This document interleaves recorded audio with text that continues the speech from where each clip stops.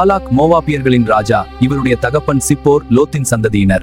இப்போது இஸ்ரவேலர்கள் வாக்குத்தத்தம் பண்ணப்பட்ட தேசத்திற்குள் நுழைய தயாராக மோவாபின் சமனான வெளிகளில் முகாமிட்டிருந்தார்கள். இஸ்ரவேல் ஜனங்கள் மிகுதியாயிருந்தபடியால் மோவாபியர்கள் மிகவும் பயந்து கலக்கமடைந்தார்கள். இராணுவ பலம் வேலைக்கு ஆகாது என்பதை உணர்ந்த பாலாக் மீதியானியர்களின் மூப்பர்களுடன் ஒன்றுபட்டனர். இஸ்ரவேலர்களை சபிக்க இஸ்ரவேலரல்லாத தீர்க்கதரிசியான பிலேயாமிடம் பாலாக் கூலியுடன் தன் ஆட்களை அனுப்பினார்.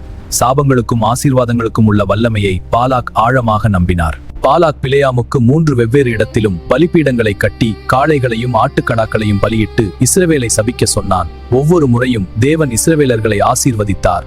பிலேயாமின் ஆலோசனையின்படி பாலாக் தேவனே இஸ்ரவேலை சபிக்கும்படி விக்கிரகங்களுக்கு படைத்தவைகளை புசிக்கவும் வேசித்தனம் பண்ணவும் செய்தான். அதனால் இஸ்ரவேலர் மேல் கர்த்தருடைய கோபம் உண்டது.